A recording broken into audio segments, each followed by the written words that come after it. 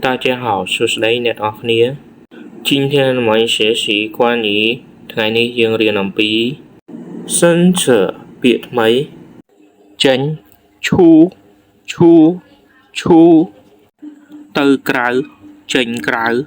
ឈូឈីឈូឈីឈូឈីចេញមកឈូឡាយឈូឡាយឈូឡាយ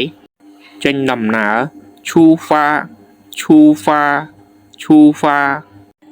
នាំចេញឬក៏ច្រកចេញឈូខោឈូខោឈូខោក្នុងដំណើរអាជីវកម្មឈូឆាយឈូឆាយឈូឆាយសម្រាប់ជួលឈូជូឈូជូឈូជូ